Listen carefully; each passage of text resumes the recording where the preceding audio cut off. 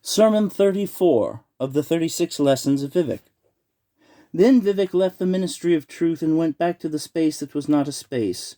From the provisional house he looked into the middle world to find the eighth and final and mightiest monster, called Gulag Mor Heel.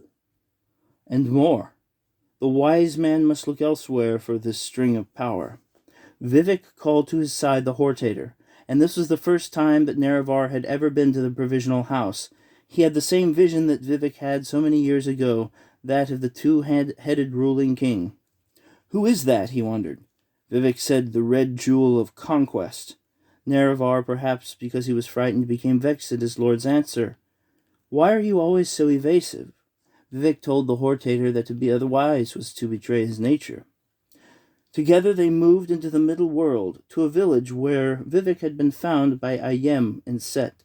The eighth monster was there, but he did not act much like a monster.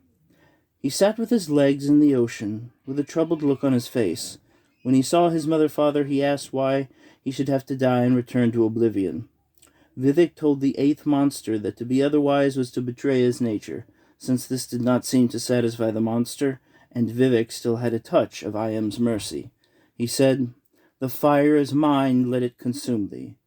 And make a secret door at the altar of Parame, in the house of Boethia, where we had become safe and looked after." The monster accepted Moitra with a peaceful look, and his bones became the foundation for the city of the dead, Anon Narcissus. Nerevar put away his axe, which he had at the ready, and frowned. "Why?" he said. "Did you ask me to come if you knew the eighth monster would give in so easily?" Vivec looked at the Hortator for a long time. Nerevar understood. "Do not betray your nature. Answer as you will." Vivec said, "I brought you here because I knew the mightiest of my issue would succumb to Moitra without argument. If only I gave him consolation first." Nerevar looked at Vivec for a long time.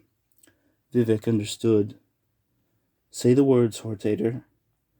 Nerevar said, "Now I am the mightiest of your children.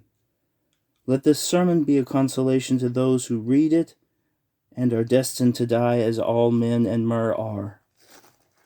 The ending of the words is Alm Sivi.